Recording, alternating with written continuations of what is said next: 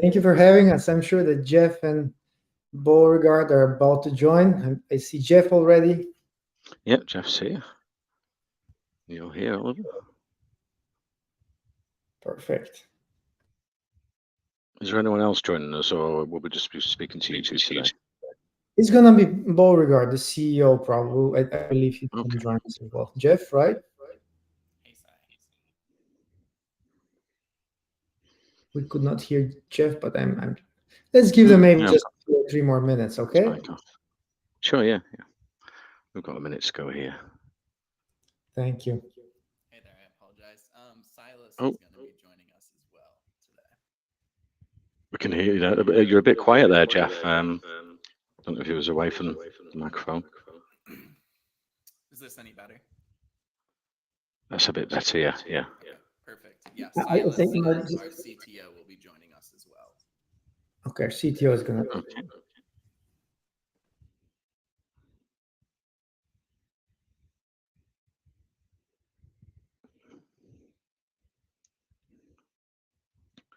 If he just raises his hand when he comes in, I'll unmute him.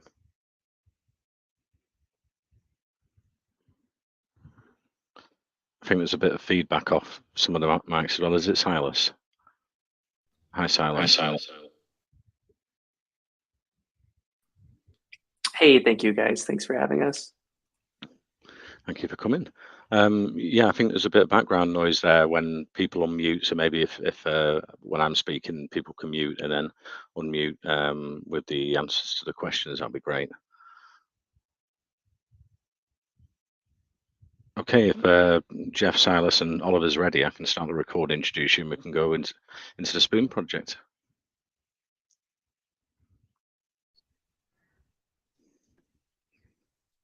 Yeah, that sounds awesome. Sure. Okay, welcome to the Wellcoin Talk community. I'm Glenn, your host today.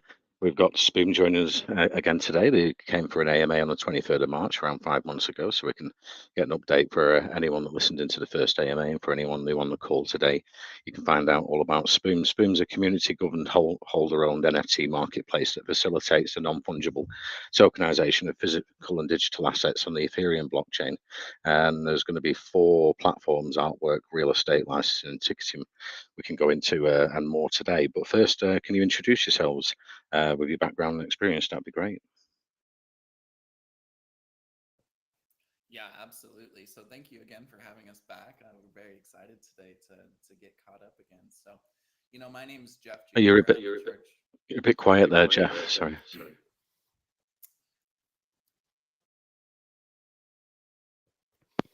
Is this any better for you? Yeah, that's a bit better. Okay. So my name is Jeff Juker. I'm in charge of community relations here at Spume. So, you know, I'm very active in a lot of these AMAs that we're doing, and, you know, a lot of management with our Telegram and Discord, and just outreach in general. I've been involved in crypto personally since about 2017 as an individual investor, and I've done a series of projects over the last couple of years with, you know, both Silas and Beauregard along the way. So it's my experience here. Yeah, thank you, Jeff. My name is Silas. I lead the tech effort here at Spume. Got my degree in computer science, so this is kind of what I do technology-wise. I lead our in-house development team, so we don't hire anything out. We have our own development team. You can see all of us over there on our website with links to our LinkedIns and whatnot. But I lead that effort. I lead our tech side. Yeah, and I just, you know, I make sure that the partners that we work with and, you know, the DApps that we build ourselves all function smoothly and work together nicely. Hello from my side as well. My name is Oliver Stanatowski, and my crypto trip is a little bit different. I actually come from the automotive industry, where I spent the last 15 years working in different companies on board level.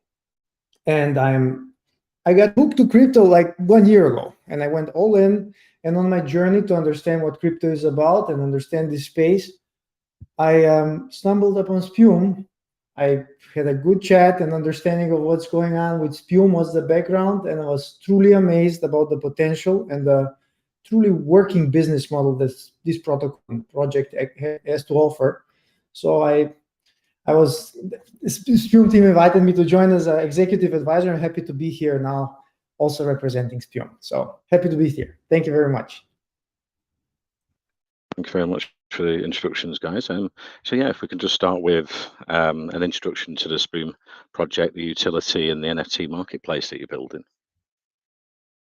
Absolutely. So, last time we talked here, this project in its entirety was in NFT marketplace, and that's where it started and that's where it ended. Since then, we've developed into a full-blown protocol.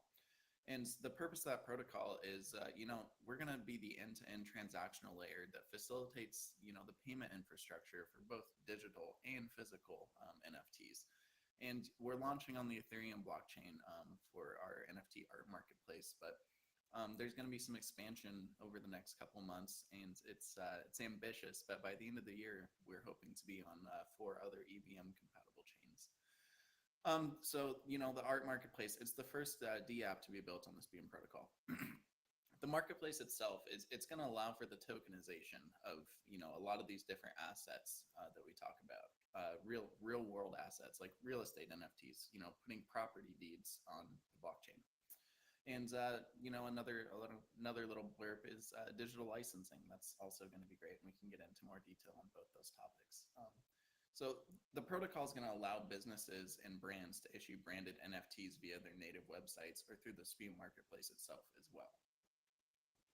So, the Spume marketplace, it's gonna act as both an issuer and aggregator for all NFTs issued via the protocol. So this is something that we see.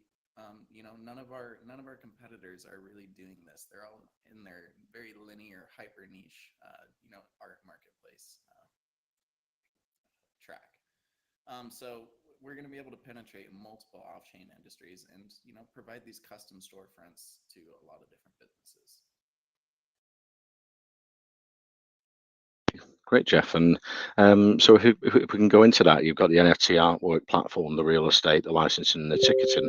Go into that maybe for the community investors, how each platform is going to work and interact together. And like you said, how are you doing things different to the competitors?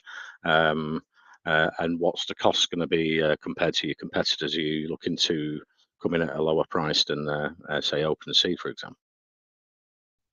Yeah, I can talk about the interaction a little bit more on the technical side, right? So there's a lot of different pieces involved with these different DApps, and they're both very distinct and very similar in the same sense, right? So they're distinct in the way that what the NFTs represent are very different, right? NFTs that represent licenses, right, are significantly different than NFTs that represent, artwork, right, like a Bored Ape Yacht Club. There is some significant differences there, but what is very similar and what we're taking advantage of, well, kind of going into all these different fields, right, is the fact that the core infrastructure, right, the transactions required to deal with these NFTs, the way that the NFT data is stored, all of this stuff is very, very similar, right, and is actually, the same for the most part, right? So we talk about combining all these different NFT infrastructure pieces together and these different DApps together. Really what it is putting a nice and comfortable user interface on top of the different potentials that NFTs already have, if that kind of makes sense. Silas. And so going into the trading of real estate, how would that work? Would you own like a percentage of a property? Would you look at sort of rentals of property, Airbnb, or just sort of holding them for a certain amount of years, and then people who own, a part of that NFT would realize profits in the future from a sale? There's a lot of cool different things that you can do that we want to enable people to do with NFTs that represent real estate. The key point, right, when you think about an NFT in general, right, is it is simply just like an ERC20 token on Ethereum, right? It is simply a mapping between some kind of digital value and some kind of ownership linked to a wallet. Right. So our goal when we talk about NFT real estate is to bring the mapping of ownership to wallets on chain, right? Specifically in reference to NFTs, right? So what success would look like for us really would be saying, hey, we can verify and show that this NFT is owned by, this wallet address, right? And this NFT is, whoever owns this NFT really represents ownership of this real estate parcel. And if you read in our technical paper, there's a number of methods used to do that. And specifically, we're going to start focusing in the US on that. So if you're interested in more of how that works, right, please go read in the technical paper. But on your point of what that enables people to do, right? Does it enable Airbnb kind of things, right? Like, what does it actually do? The answer is all of that, right? If you look at modern day lending protocols that we have out there, like AAV or other ones, right, they're already set up to work with NFTs really nicely for the most part, right? Like, you already have NFT fractionalization ownership protocols out there. We're not trying to reinvent the wheel and redo all of the different various infrastructure that's already been put in place for NFTs. No, we're going to build on top of that, right? So if we do create, which we are planning on doing, right, we create this link between NFT, like real estate, NFT, and a wallet on the blockchain, that already enables everything like lending and mortgages on chain, and all these different features that already exist for NFTs can automatically be plugged into NFTs with real estate, because in their core, at the very center, right, there is no difference between an NFT that represents artwork and an NFT that represents real estate. They follow the same underlying principles and transaction capabilities. I would maybe just like to add upon this for someone who was not as savvy as Silas when it comes to the technical portion. Just for people who are outside of a project today, this is one of the pillars that attracted me the most for the first time I heard about Spume. So let's relate this to the real world, guys. Today, in most of people's lives, the biggest investment that we will ever do is probably buying a house, probably buying an apartment. And just if we shortly look into the physical world and how this goes, you typically need an intermediary who's gonna print out a piece of paper and sign that this property that you're buying belongs to you. And they're gonna cash in like 5, 10, 15, 20%, depending on what part of the world you live in. The other problem, and this is quite painful, by the way, right? If you save your money, you have to give like 10, 15, 20% to someone else just for a signature. It's quite painful. The second thing that you have in the physical world today is when you buy a house, an apartment, and I know this from my personal experience, a friend of mine, you can buy the house and the same house can be sold to 3 different people at the same time. And you end up paying the high fee for the signature, and you end up having nothing. So this is a real pain, real problem statement that exists in today's real world. The solution that Spume offers, again, it's truly revolutionary. So basically, there is and I know Silas can go into all the details how this is done, but you basically have an NFT that is one-to-one linked to your house or to your apartment. And then by basically trading this NFT on our platform, you're able to make this much more efficiently without intermediaries. If you want in the middle of the night, on a Sunday, on a Thursday, the fees are going to be exponentially lower. The transaction that would typically take in the physical world weeks and if not months, you could do it within hours. So, it's much faster, much better, much more clear who owns the NFT, safer, and it brings value to the customer, to whoever is dealing the NFT property, because the fees are going to be way, way, way smaller than you have it today in the physical world. And in addition to this is a true business model that is implemented into the Spume protocol that is going to generate revenue that will be spread among the token holders. But maybe we touch upon this in a minute. So this is I'm sorry to remind that this is for me. I don't know, guys. This is the first point that got me totally excited once I got into Spume. I think this is tremendously ambitious, because if you talk about who's our competitors, to be honest, I don't know. I don't know that we have a real true competitors in this space in the crypto world. The competitors are out there in the physical world, and we will run circles around them with the let's say offer that we are trying to make on Spume. Yeah, I mean, it opens global properties to people in different countries. They could own a share of a timeshare or a Airbnb, or actually just buy a property outright in the country that is for sale. So I'm wondering if you're going to like incorporate sort of an estate agent into the model in the future, where people could just sell one NFT of their property in countries all over the world. And what's the legal aspects of selling your property or dividing it up into 100 NFTs for people to purchase a small amount of a property rental share or whatever in the future?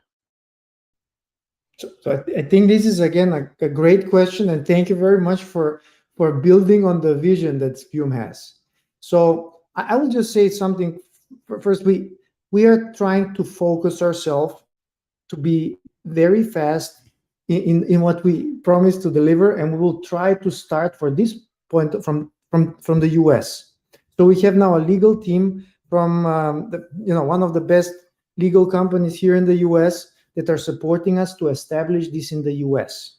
And we want to start there, start making sure that this model that we are proposing works in the US first. And once it's stable, when it's on their feet, we're going to try to expand globally and approach topics like what you just mentioned, like trading NFTs among countries, property basically through NFTs among countries, and everything that you pointed out as a vision. But we have to start somewhere, so we will start in the US. I don't know, Silas or Jeff, you want to add onto it something, but the main idea is really we want to be laser focused on the activities and not to spread ourselves too thin. So first step, US. Great. I don't think sounds like saying anything there then. And so with the token, the Spume token you're going to launch, I think it's launching in 9 days now. You've got a shared revenue generation from the sales fees on the Spume marketplace. You're going to have the charges there on the platform. Will there be a minimum stake to get rewards for investors from that? And what are your costs for the NFT marketplace's charges compared to, say, OpenSea? Yeah, that's a great question. So our fees compared to OpenSea, it's the same. It's 2.5, right?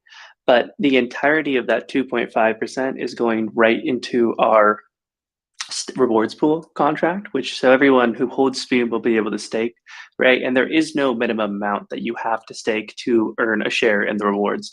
What you make from the rewards pool is directly proportional to how much Spume you have staked, right? So if we have 1,000 WETH go into these, or 100 WETH, let's say, go into the rewards pool, and you own 1% of the Spume share in general, and you have 1% stake, then you're going to get 1 WETH back. So there is no fee on top that we're putting in ourselves. There is no minimum amount to be staked, right? There is no massive staking lockup of any kind. You just stake and you can share directly in the fees. Silas, and will there be an APY inside the staking platform for some of the Spume tokens on top of the 2.5% revenue share, or will it just be you will be getting the share of the marketplace, NFT marketplace, as it grows? Inflationary tokenomics are kind of interesting, and that there is a place for them. But we didn't think that inflationary tokenomics would be beneficial to what we're trying to do. So there is no, you will not earn more Spume by staking. You only earn WETH. We have 100 million Spume minted. That is the fixed amount. So we'll have an APY calculator, obviously, that shows, this is roughly what you can expect to make, or what was made in the last 24 hours by staking this X amount of Spume, right? But no, there will not be any additional Spume rewards given out for staking Spume, just WETH. Silas, and I mean the potential sort of astronomical. I think you showed it on your white paper comparing to OpenSea. If you were having that much revenue monthly, what investors could actually get, daily. Would it be paid out daily, weekly? How would it work? And can you give us a sort of idea of as the Spume NFT marketplace grows, the potential for investors that are staking them tokens? Absolutely. So let's hit on those points pretty individually. So you'll be able to you will be able to claim daily, right? So because the Spume marketplace enables people to list their NFTs in both stable and unstable tokens, right? So you'll be able to list your NFTs in things like USDT, USDC, right? Other tokens as we kind of deem fit. At the end of each and every day, we swap all of those tokens that are not WETH into WETH, and we load those into our rewards pool contract. So people will be able to claim once a day. I don't necessarily like speculating too much on what it would look like if we scaled up aggressively, right? Because I don't like throwing out numbers and then people getting upset when we don't hit those numbers, right? But it's pretty easy to do some, quick math about what it could look like if we were, doing pretty well, right? So if Spume scaled up, right, and we were, doing enough transactions per day that about 2.5 per, let's say we were doing like 100,000, right, in ETH per day, which is ridiculous. It's a ridiculous example. I don't know what OpenSea's current rate is, but that'd be like 2,500 ETH per day in rewards that are being distributed out to our token holders, right? Which is a significant amount, right, compared to what like OpenSea would just take home as profit. There's 2,500 going out to token holders, right? Now, and you got to remember too that not all 100 million of the Spume supply is going to be staked, right? The DAO tokens are going to be staked. The team tokens are going to be staked. We're probably going to end up with about, for the first year or two, 2 years, probably 50-ish% of the total supply staked, maybe less. As tokens are released from early backers and for liquidity and whatnot, it'll go up, right? But there's a certain amount that are going to be on DEXs. So I'm not going to do the math here, mainly because I don't have a calculator really close to me and I don't have a good example. But if anyone is curious, I think there's an example in our technical paper that does kind of go through it. And if there's not, we could throw something up if people were really curious about what it would look like. But it's exciting. I can say that much. I can say that if we hit the revenue or even 10% of the revenue of OpenSea, I think everybody who put into Spume would be incredibly, incredibly happy. I will, if I may, just add upon this again, coming from a totally different perspective, guys. First time I heard about Spume, we're getting into the real estate from a totally different, from a NFT perspective. I thought, guys, these guys are touching on a nerve. We're touching truly on something that is huge, guys. I don't know if anyone knows what is the real estate, the physical real estate market cap only in the US. It's roughly 45 trillion dollars. So this is how much, what is the market cap of today's physical real estate only in the US. And so basically we're trying, just to get a drop out of this. It's something, it's not going to happen that tomorrow everyone's going to jump on the Spume and everything. But if you just have a drop out of this, step by step growing, and once people understand how efficient and how the let's say proposition offer that we have adds value to the people who are involved in the real estate space, I think this is going to bubble up to be something truly, truly impressive. And can we go into the ticketing platform as well? I'm wondering how that's going to work. Is it going to be like sales of soccer and concerts and other things? Are you going to look at approaching marketing companies that actually, do the sales? So instead of buying a physical ticket for a concert, you could buy, you could work with, say, Rolling Stones concert, and you could offer all them as an NFT for people to buy on the platform. Yeah, absolutely. So I could talk about that a little bit. We're working with, one of the things that we kind of noticed as we got further down this protocol path, and one of the reasons why we are building out a protocol and not just, calling it our own DApps, right, is because there's a lot that we want to do. And in truth, there's only so much that we can do at a certain rate, right? So for the NFT ticketing, we're working with our partner. They're called Novelty. You can find them out on our site. You can see more information about them. They're a group of really cool guys. And they're utilizing all of our NFT infrastructure, our user management system, our NFT on-chain, off-chain, our exchange contracts, right? But the goal behind the NFT ticketing, to get back to your question, is yes, it is. The idea is, we have crypto wallets, right? And they're really great for storing information, right? Like NFTs and showing ownership, right? So let's bring tickets onto the blockchain, right? Let's make it easy to get tickets. Let's get it easy to store tickets. Let's make it easy to verify ownership of tickets, right? It's similar to like, you can kind of think of it, I don't know how many people use Apple Wallet or not, like when you fly, right? But you can add your airline tickets, right, to your Apple Wallet, right? And it's decent, right? Like it is a decent solution, but it's a lot easier to be able to say, well, you can buy right through your phone, right on the blockchain, and it's right in your MetaMask, and you can scan your MetaMask address, right? And you can show that it's, yep, I own this NFT. So that is, or this ticket in that case, that is an NFT, right? So that is the idea is, yes, we will be targeting groups like that. We've been in talks with a couple of different groups. I can't do a lot of name dropping. I'm also not the one who does all the talking, but we've been in talks with a couple of different groups that are kind of excited about it. Nalathi also is doing their own push and talking with different groups. I encourage you guys to go check them out and talk with their team and see what they're up to. But it is cool. It's exciting stuff. Yeah. Silas, yeah, I can imagine, at the moment people resell sort of physical tickets for concerts and big sporting events on eBay for thousands of dollars. So if you actually bought an NFT for a big concert or a sporting event on your platform, it can be resold higher and higher prices, but if they sell out very quickly as well. Yeah, it does enable I just a really nice resale. No, go ahead, Oliver. Go ahead. You explained it so well. I just wanted to add another layer that is maybe for me, again, it's mind blowing when you think about it, how this NFT ticketing is going to change the industry in the future. So just everything that Silas said, now additional layer. Just imagine you're a big fan of a garage band next door, and you follow them through all their journey. And within like 2, 5, 6 years, they become the next rock stars. And then ticket to their concert costs $200. And you're like, come on, but I know them like you have to pay the $200 ticket in today's world.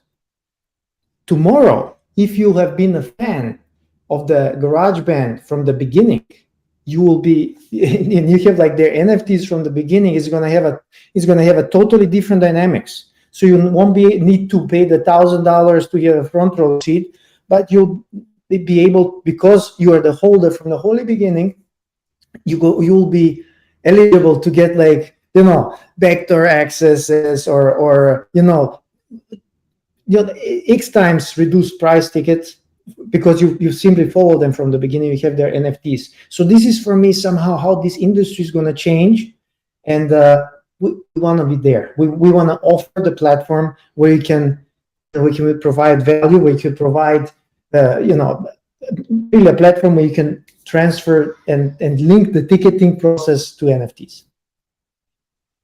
Yeah, thank you, Oliver. And just, sorry, Glenn, can I say one quick thing on that? Or maybe not, maybe it's not super quick actually. It's a really good point you brought up, Oliver. And one of the things that we don't often talk a lot about with Ethereum, but is becoming, as we talk about layer 2s and sharding and all the different things that lower gas fees, it's becoming much more relevant. And if you read Ethereum's kind of white paper, it's one of the core ideas is the fact that Ethereum is this really large decentralized database used for information storing, right? So you do get these when you buy tickets on on Ethereum, right? When you buy NFT tickets on Ethereum, you do get this added benefit of saying, hey, look, like we have and we can access information that this wallet did years ago, right? And we can utilize it for really cool things like Oliver was saying, right? Like saying, hey, you can get a discount on tickets. Glenn, on your point that you were saying before, it does really enable a strong secondary market too for NFT ticket sales, right? Because just like other NFTs, right, ticket NFTs are really no different, right? They have some kind of unique identifier that's, maybe a QR code is their image, right? And that is the unique identifier, right? Besides that, it's absolutely no different than a normal NFT. So it plugs and plays really nicely with existing marketplaces like ours that we're building out. You could even trade them on things like OpenSea if you wanted to, right? It'll plug directly into there. You could trade them on LooksRare or other ones, ideally ours, right? But the point is that utilizing what we have already solved and built, right? Standardization for NFTs, we can do really cool things and build out real world applications really nicely that play already really well with what has been established and built before. Oh, it's a really cool idea because you're avoiding the black market to buy expensive tickets to one of your favorite concerts or sporting events. You know, some big finals like the NFTs, what's it called in America? The Oh, NFL. absolutely. And yeah, and And you so know too when you buy it, right, that it's you're instant. buying the authentic ticket, right? It's instant, and you know, like, this is the real deal, right? You can't buy fake tickets anymore, right? So there's a lot of cool security pieces that come out. It's only beneficial, really, for end users. There is nothing negative about it, honestly. To be truthful, it's only beneficial.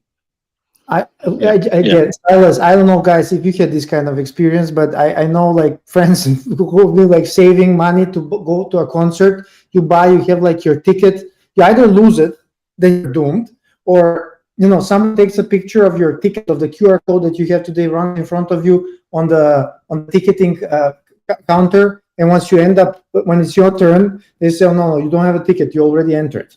So this kind of stuff happen in real world today. So I think, again, we always, as human beings, run away from pain and runs towards pleasure. We are solving pain by solving this kind of real problem statements that we have in the real world today. And on the other hand, we are providing pleasure by making this easier, making it more efficient, making it cheaper. Yeah. And so, the sky's the limit. Are you looking to do sort of NFTs where you can actually get, physical assets as well, apart from real estate, like, antiques and sneakers in the future? There's, we're not psychopaths. I think, right? So there's a lot of things that we think would be beneficial to create as NFTs, and there's other things that we really just don't see a lot of value as, right? So unique sneakers could absolutely be something that is really beneficial as NFTs. Things like grape juice, probably not so much to be beneficial as an NFT, right? Really, what we're trying to build as this protocol is we're trying to build the system that will enable people who are like, hey, I have something that could really benefit from making it an NFT, right? Whether it's an antique, whether it's a car, right? Whatever. And we want to provide a really easy way for them to tokenize this asset and trade this asset. So yes, there's things that we talked about, things that we're excited about, things that we want to move into. There's a lot that we're already trying to do. So part of what we're trying to do is create an ecosystem, a platform, a protocol, right, that enables people to build on top of it and explore the different avenues for tokenization of physical goods that we might not have thought of or might not have thought as beneficial, but actually may be beneficial. Yeah, and just to continue on the path of not being, tokenization maximalists. Just a real world example of a situation like this is to where maybe we could have some sort of partnership with a company such as StockX, for example, and use the verification of, they verify this pair of shoes, and they can mint an NFT through their storefront, and we process everything on the back end for that. It's just an example of that. And what sort of partnerships are you looking to partner with, and how are you going to sort of attract, celebrities with their NFT portfolios onto the platform, Bored Ape yacht NFT owners, Decentraland sandbox NFTs, that sort of thing?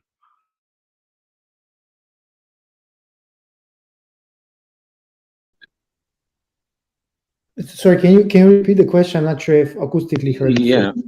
How are you going to sort of attract, these really valuable NFTs like Bored Yacht, 8 Club NFT holders, celebrities who have a portfolio of NFTs, which would be, great for the Spume platform if you can get these big players on board, and Decentraland NFTs, Sandbox NFTs in the future? Yeah, so that's a great question. There's on our platform, I think something that's really attractive is there's going to be kind of similar to a social media aspect as well to our marketplace. And I do apologize, I'm not the one to be exactly speaking on this, but there's a lot of room for verification for different product or projects and different individuals who'd like to come to the platform and showcase different NFTs that they hold, and just projects to have a certain form of verification on another platform.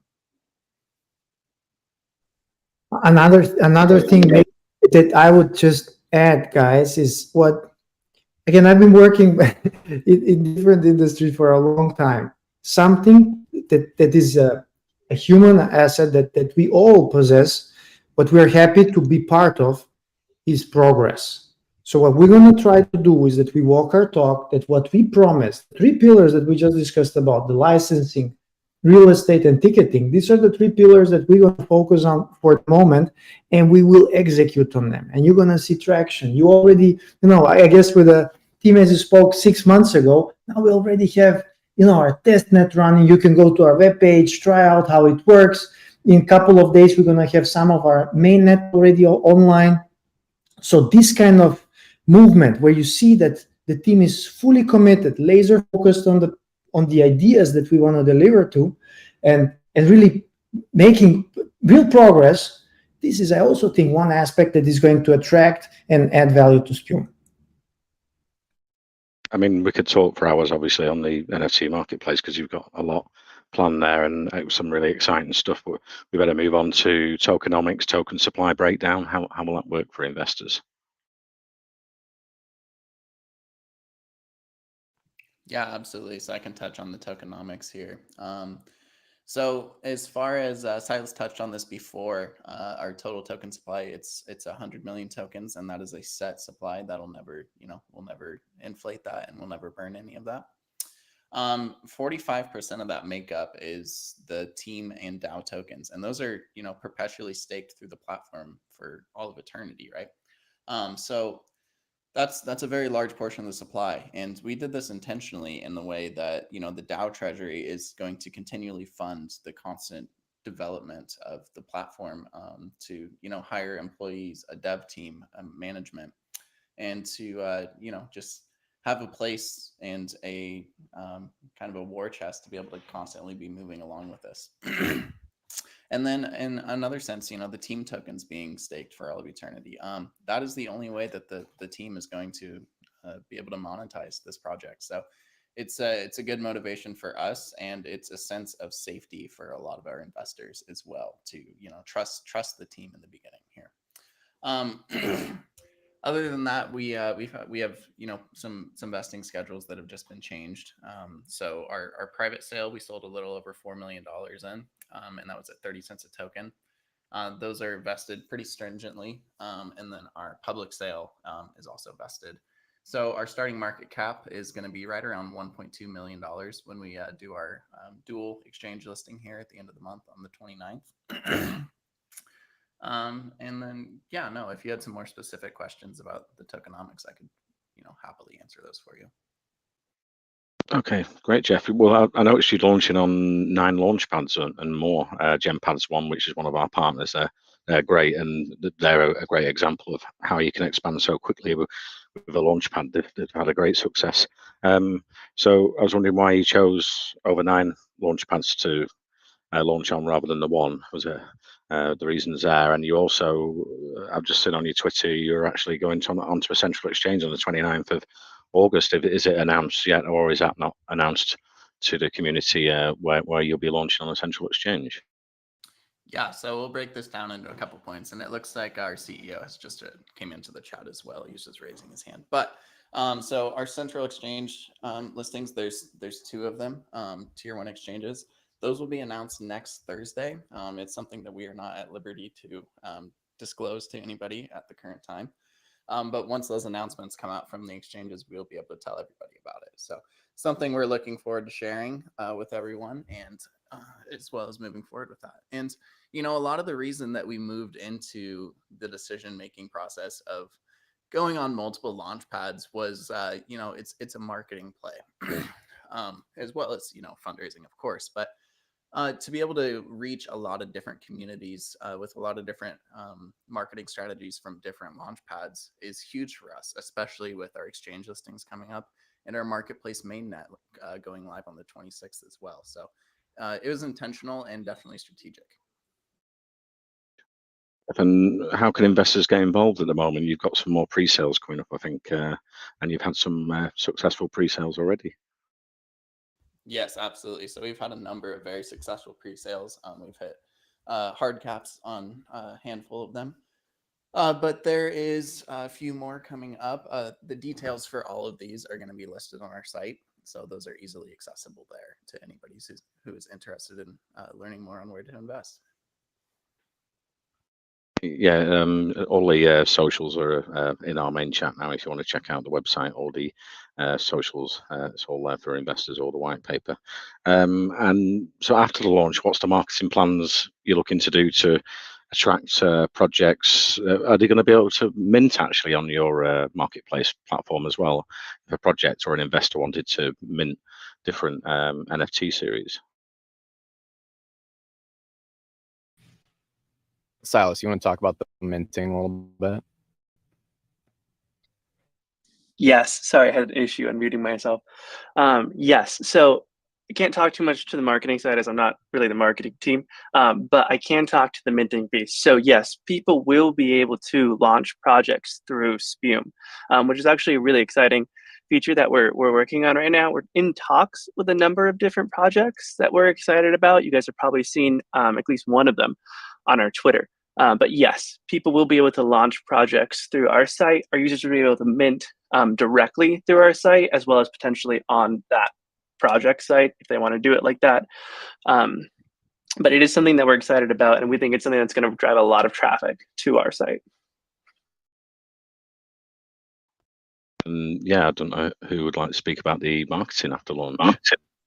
Yeah, I can jump into the marketing. Right now we're knee deep in the marketing strategy for pre-launch. So we're on a pretty large AMA tour here, which is about anywhere from 2 to 4 AMAs per day. Just making everyone aware, spreading the word, and we also have a large amount of KOLs and different YouTubers who are invested in the project and are going to be really doing some in-depth reviews and promotions before launch, and to continue after launch. So after launch, our marketing strategy is going to change a little bit because it's going to be less awareness about the project and more focus on marketing the actual utility and usability of the marketplaces, because we want to get into the place where we're gaining users and we have organic marketing taking place. So onboarding strong NFT projects, which we have a large pipeline of right now, that's going to be a really good way for Spume to grow. And not just drive an audience and traffic off of our exchange listing, but to drive an audience to the utility of our marketplaces and the uses that we're going to have. So it's going to be a little bit different, but we're going to kind of shift from the KOLs and the airdrops and the AMAs pre-launch to more of a little more in-depth KOLs and reviews, and then marketing through different NFT projects and having them mint on Spume. Once we land that audience, get them to stay through our platforms and the usability and the advantages of using Spume. God, let's open it up to community questions. We've got quite a few hands up. Syed, you had a question for the Spume team. Go ahead. Yeah, thank you, Glenn. Okay, so I was on your technical paper and it's mentioned about two type of proposals. One is common permissionless proposal and the other is permissioned proposal, which can be absolutely about anything. So I want to understand that will the token holders be able to create permission proposals, or only the DAO team members can put forward permissioned proposals, and who will approve any permission proposal for putting it up for the voting? The technical paper does go pretty in depth if you keep reading on who is allowed to do those permissioned and permissionless proposals. On your second point, the goal behind it, the goal behind the proposals is that it is not an individual team member or anyone who needs to accept what proposals are passed through. There is another section further along in there that goes pretty in depth on how proposals are passed through and the process of what that actually looks like. It is like quite a few paragraphs, so I'm not going to go through the whole thing here, but I do encourage you to keep reading if you want to learn more about it. Okay, got it. I will surely go through that as well. Okay, thank you so much. Over to you, Glenn.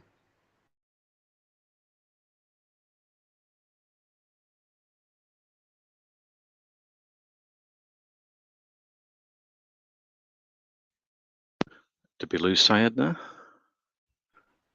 No, I'm here, Glenn. Oh, I said you can yeah, go forward. Oh, sorry. Okay, let's move on to Venice. Hi, Venice. You had a question for the Spume team. Go ahead. Yeah, then thank you so much.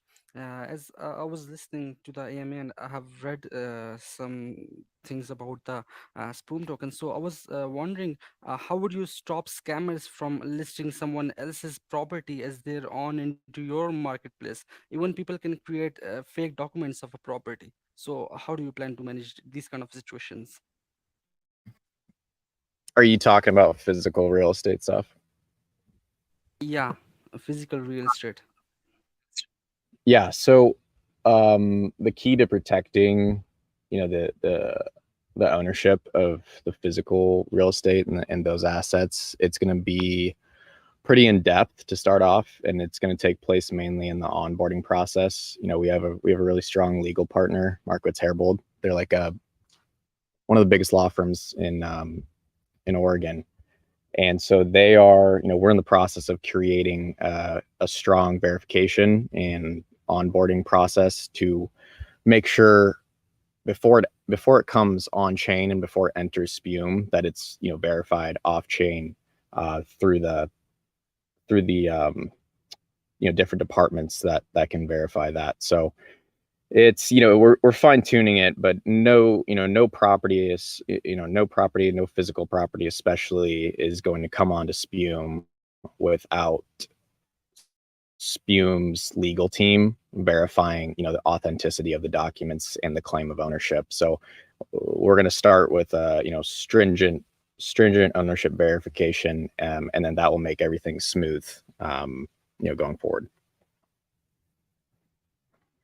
Okay, got it. And as I know, there are two parties involved in DAO token holders and members. So I wanted to know that don't you think big investors or whales can hijack this voting system, because the more power is given to the token holders instead of members, they can use their funds to pass the motion or a proposal and also become the DAO member themselves to decrease the power of token holders, or they can do other illegal things by being a member of DAO. If That's you a read really further into our technical, oh, sorry, did you want to go ahead, Salas? Oh, if you read further in our technical paper, you'll notice that we have a section called whale attacks where we talk in depth about that. So I do encourage you to go check it out. It's not something that we can completely prevent, but we have some very, very strong things that we can do to kind of hedge ourselves against that. So I do encourage you to keep reading through the technical paper. I think you'll like what we have in there, and it addresses that directly. Yeah. Okay, Yeah. Whale attacks is Salas' term for what you were questioning. So a lot of focus was put on that. Yeah, go on. You were saying something. Yeah, no, we put a lot of emphasis on that when we kind of created the structure of the DAO, because we understand that's like a big issue with a lot of the DAOs that okay, sorry about that. That's like a big issue with a lot of the DAOs that exist now. So there's actually like a chart in the technical paper that Salas and I created, which specifically addresses what you brought up and talks about the quote unquote whale attacks, as we like to call them. So we put some measures in place to try to give everyone an opportunity to have a vote and a say in the proposals and what gets passed in a more democratic way.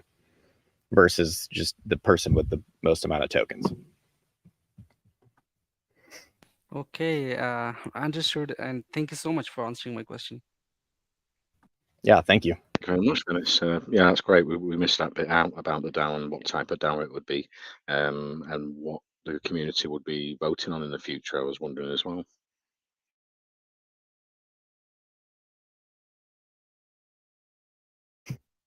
Sorry, Glenn, could you repeat that one more time? So, sorry, yeah, we missed the DAO section. I was wondering what sort of voting you'd be able to do in the future as a community, and you said you're not going to base it on the largest holders getting the biggest say in the voting. Yeah, it's kind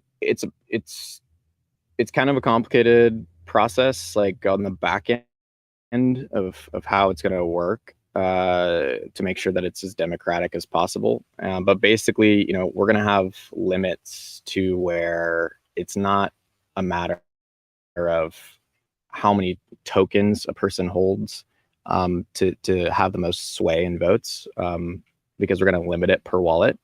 And, you know, it's very in depth in the technical paper and very very planned out. But in terms of what is going to be voted on, you know, proposals are going to vary. Like we want to like define that a little bit more as we actually make the DAO go live, because obviously there's some things like we don't want to change. Like we don't want a proposal to say like, let's take down the art marketplace, right? So, you know, we're gonna have a structure there that is going to be pretty open-ended, and let, you know, different proposals come up about how the marketplace adjustments are made, maybe like front end stuff, or maybe do we want to vote on, you know, whether a Ploopies is minted this month or, you know, some other NFT line. So, you know, different things like that, where everyone can have a say into what they think would be best, you know, for the protocol, basically. That's our goal there. Thank you very much for that. Let's move on to Asia. You had a question for the Spume team. Go ahead. Yeah, thanks, Glenn. So I have read on your technical paper that you will be using quit claim deeds and limited liability companies to minimize paperwork. I was thinking, no doubt that by quit claim deeds, transfer of the property is quickly completed between two parties, but quit claim deeds uh, provide no guarantees to the new owner and level of protection, and later new owner can face issues, tax liens or third party title claims. So don't you think it will make buyers uncertain?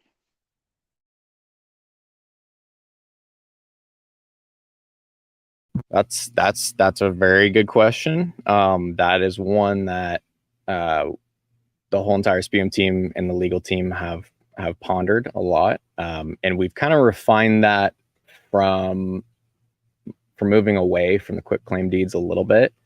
We're going to be using those dependent, like state to state dependent, basically, because some sort of disclosures that you have to make with quit claim deeds vary state by state.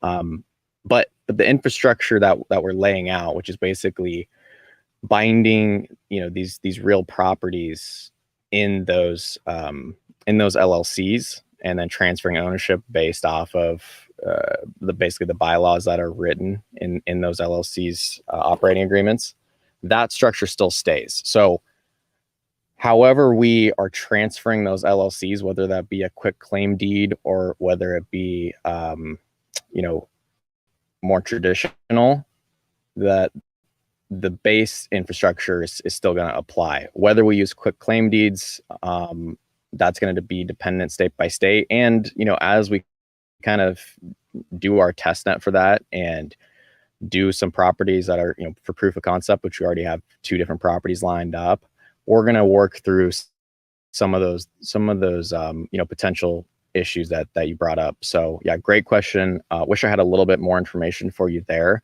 But yeah, quit claim deeds specifically, we may make some adjustments there, because we would rather have it be an overarching system that can be applied to any state, right? And eventually other countries, rather than have to vary state by state just on quitclaim deeds. So with that, we may have to sacrifice some transactional time, but the usefulness of binding them in the LLCs and transferring ownership that way, that will still keep all the buyers and sellers protected, and also supply some real value. Got it. That makes sense. And thank you. Thank you so much for answering. Yeah, thank you for the question. The questions, Asia. Let's move on to Western Beast. Do you have a question for the Spume team? Go ahead. Yeah, thanks, Glenn.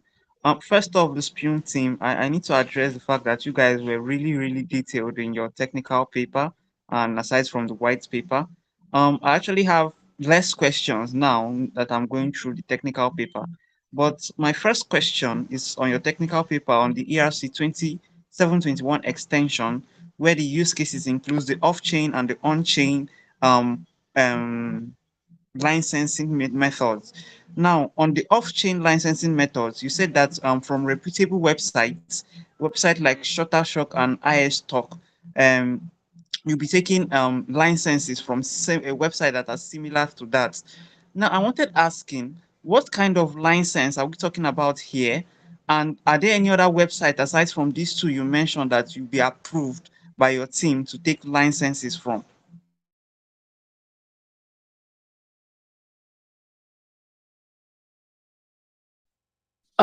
To get a little bit more, I'm pretty sure I answered your question. I wonder if that, okay, to answer your question a little bit more in depth about the 721 and the licenses and what we mean by that. So the extension on the 721, the idea at least on the extension of the 721, right, is we're going to store some kind of mapping between wallets and the licenses that they have that is associated with that address, right? So for instance, you can imagine like, a Bored Ape Yacht Club or a music NFT, right? And in addition to, showing the ownership of that NFT also stores information that shows who has, a license, right? Now, because licenses can be so different, right? There's an infinite number of different licenses that can be applicable, right? The idea is that we basically have a store of a number of very easily identifiable licenses. You could think of it like with a unique identifier for each of these particularly standard licenses. And the reason why we would also store the unique identifier for a standard license is because then apps can be built that can utilize this on-chain data, and they don't have to parse an entire license to understand what that license allows them to do. They can read that unique identifier. What that means is that people can build on-chain music studios or something, right? And that on-chain music studio can read the licenses for a certain address, and they don't have to parse an entire license to understand whether this user is allowed to use this music NFT in this music platform. They can just look at that unique identifier and say, yes, this is one of our approved licenses that we know grants access to use this NFT in the music they're creating, right? So I think that is what was meant by that section. I can revisit how it was written if it was a little confusing. No. I think now you just explained it in clearer details. Although my question was that you didn't really specify the websites that we can get this licensing from, or maybe we are going to just be dealing with the applications. Maybe stuff like will I say Apple Music, you get a license from there, Spotify, and then other ways that you can actually get the licensing. Since you made mention of websites like Shutterstock, I thought that was the only one that you're only stuck on. So I went through the code, the solidity code for approving and checking the license. I can actually understand that there isn't going to be license duplicating here. So what of a producer that creates music, and maybe two artists wants to remix a file on that music, and they want to sell it as an NFT? How would you guys deal with that?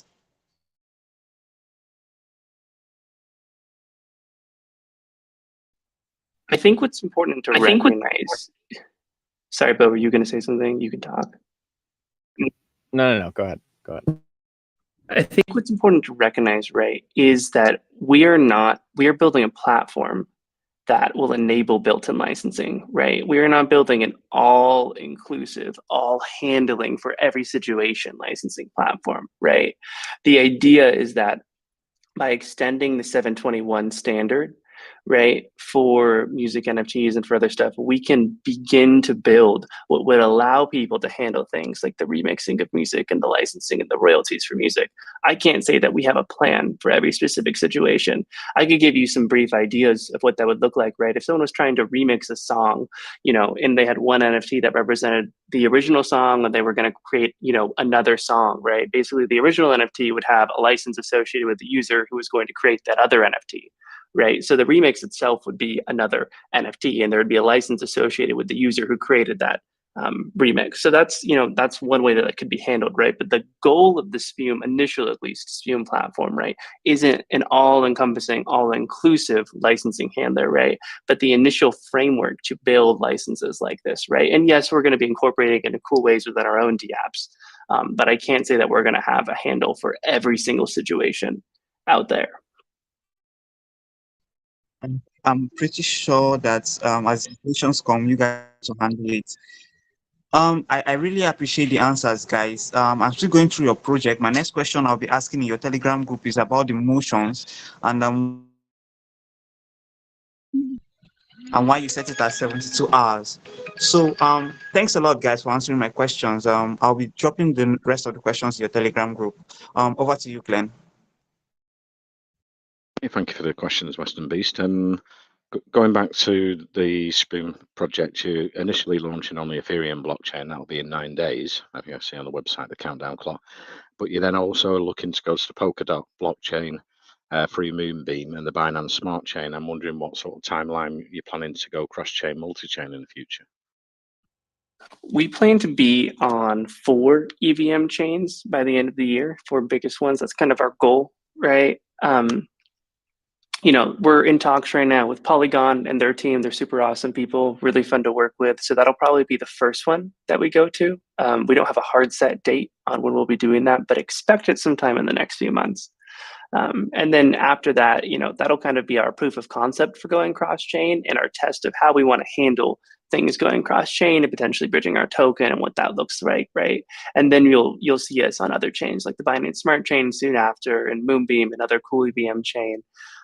There's a number of other ones that we're talking with and thinking about, and our end goal really is to be on every large EVM compatible chain within a year. Okay, awesome, Silas. Oh, it's been great speaking to the Spume team again. The project's awesome. The NFTs, yeah, you're thinking outside the box. You're expanding the NFT areas that we can go into in the future that I don't see any other marketplaces have gone into before. So it's super exciting to have you on the show and talk to our community investors again for the Spume team. Thank you very much for coming today. I think we've got Spin the Wheel actively doing that. But as we say, Wellcoin talks for research and educational purposes. It's not financial advice, but you can check out the website, the white paper, and official socials are in our main chat. If you've got any questions after the AMA, we can get you safely over there. That's in our main chat there, the official socials. Are you mainly on Telegram or Discord, guys? Yeah, mainly Telegram, but we're on Discord too. Awesome. So yeah, I think Acti, are you here to do Spin the Wheel? Yeah. I'm sharing my screen right now. It takes a second to come up here, see guys. That, yeah. I'm sharing the wheel. We'll do 2 spins here for 2 $50 prizes. So let me shuffle it a bit and start spinning.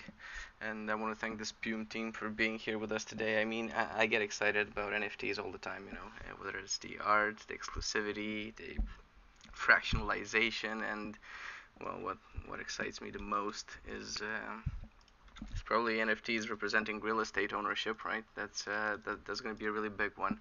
And when you look at it, those properties, they can be anything. It can be land, it can be office space that's already producing revenue. Like the possibilities are endless. So I myself got a little bit excited here.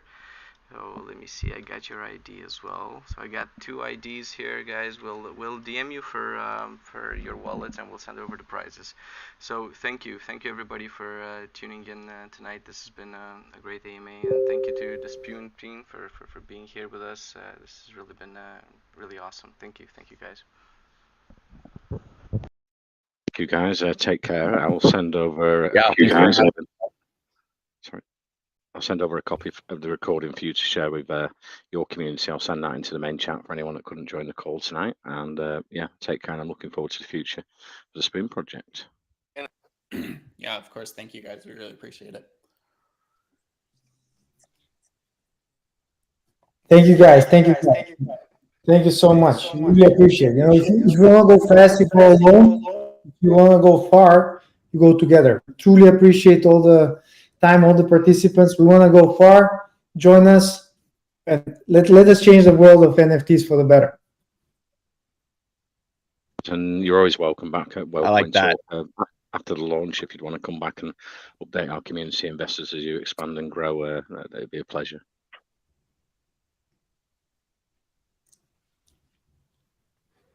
All right. Thanks, guys. Talk to you soon. Talk to you soon, guys. Thank you so much. Bye-bye.